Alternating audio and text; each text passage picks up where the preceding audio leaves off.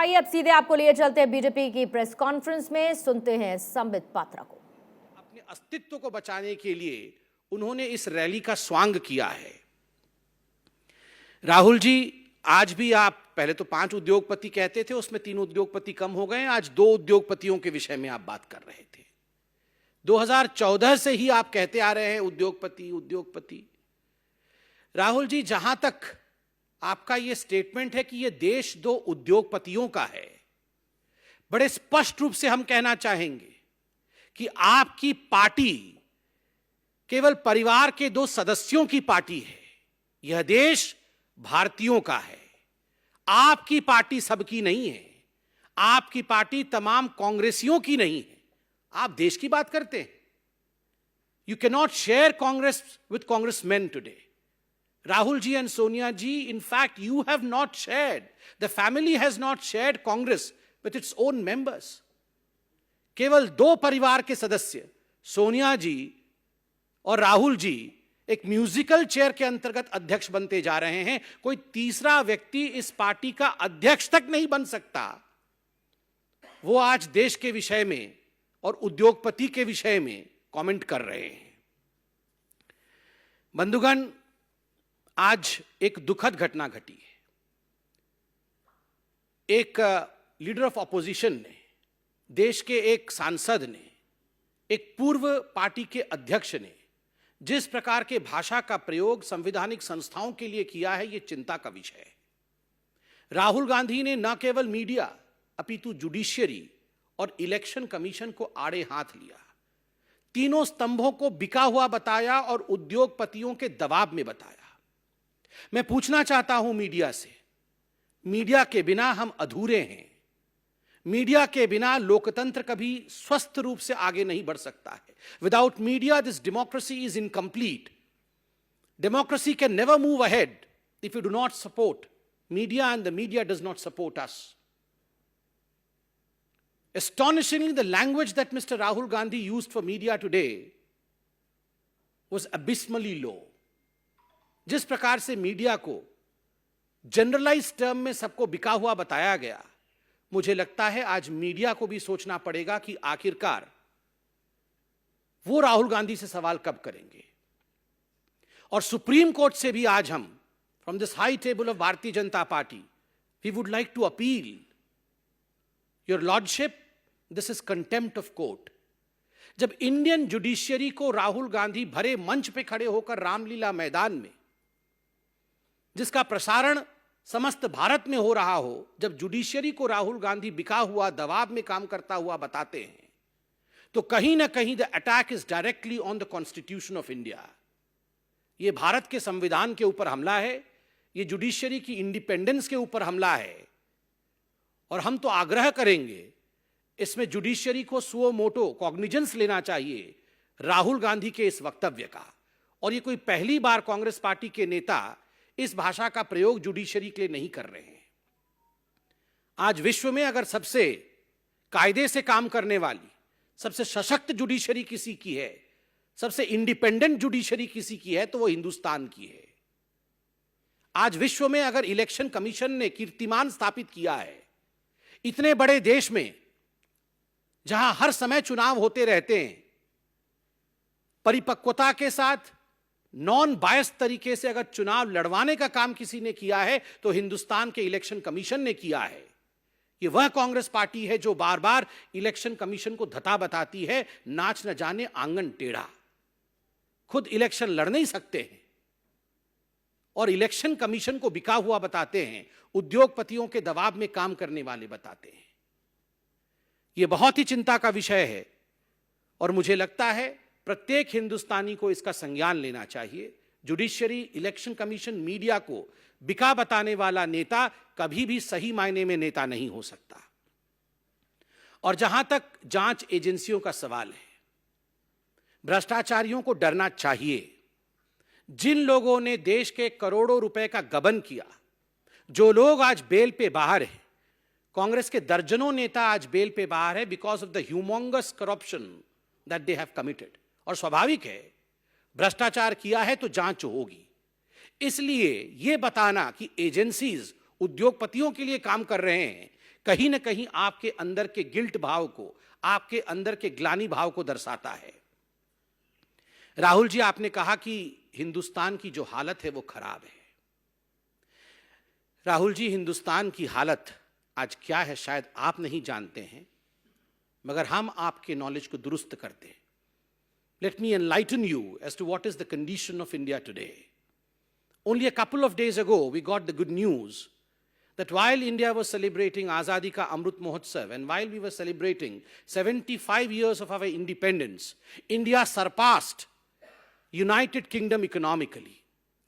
Today, we are the 5th largest economy of the world. आज हम विश्व के 5वें सबसे बड़े आर्थिक स्तंभ हैं, आर्थिक जगत है।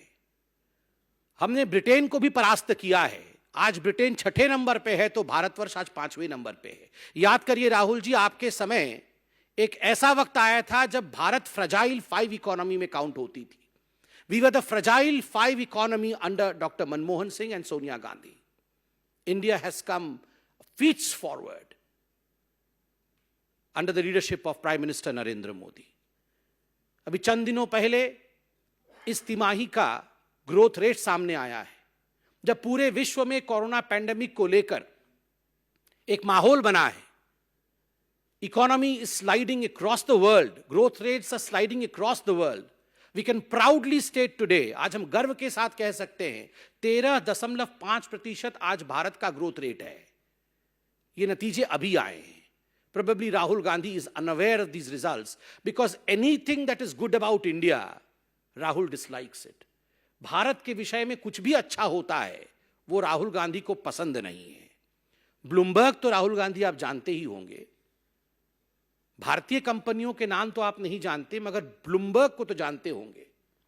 अभी चंद दिनों पहले ब्लूमबर्ग ने कहा कि India will never go into recession.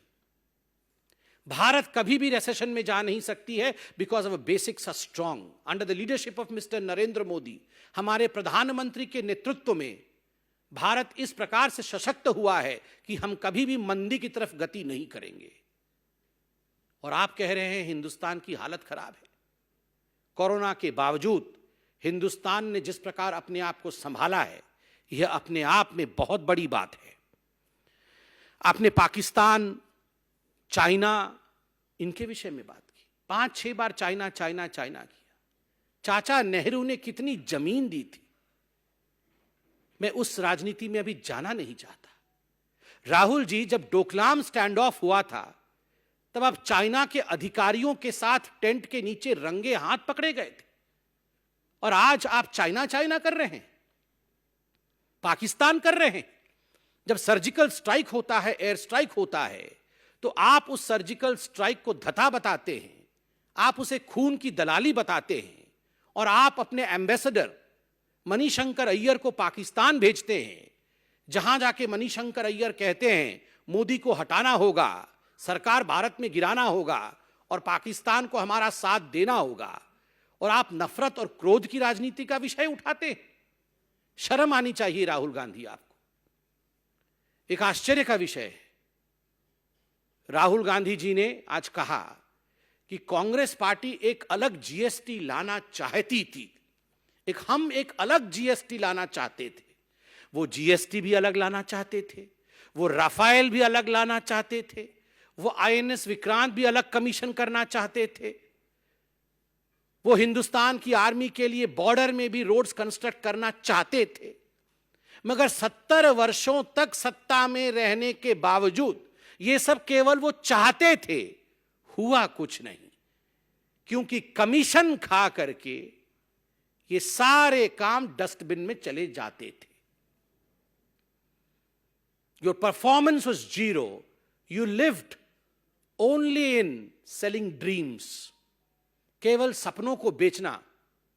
दादाजी कहते थे गरीबी हटाना है, नानी जी कहती थी गरीबी हटाना है, पिताजी कहते थे गरीबी हटाना है, माताश्री कहती थी गरीबी हटाना है। मगर आलम यह था कि 2014 से पहले 22% लोग भारतवर्ष में गरीबी रेखा से नीचे थे, और आज 12% लोग इस गरीबी रेखा से ऊपर उठ चुके हैं।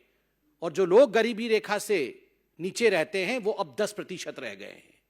तो स्वाभाविक रूप से कौन गरीबी रेखा से ऊपर उठा रहा है और कौन केवल गरीबी हटाओ का नारा देता था और गरीबों के लिए काम नहीं करता था, इस विषय में बताने की आवश्यकता नहीं है। आप सब ने देखा होगा कि कोरोना के बावजूद 0.8% लोग जो अत्यधिक गरीब थे, कोरोना के बावजूद इस आंकड़े में किसी प्रकार की बढ़ोतरी नहीं हुई।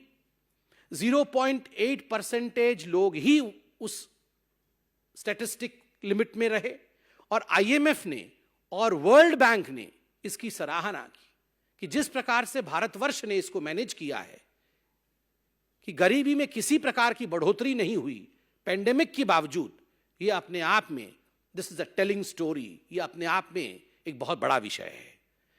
आज राहुल गांधी महंगाई के विषय में बोल रहे थे। उन्होंने आटा भी लीटर्स में आज कन्वर्ट किया है। वो जानते नहीं हैं आलू मिट्टी के नीचे होता है, आलू ऊपर होता है, आटा सॉलिड है या आटा लिक्विड है, मगर बोलते हर विषय में।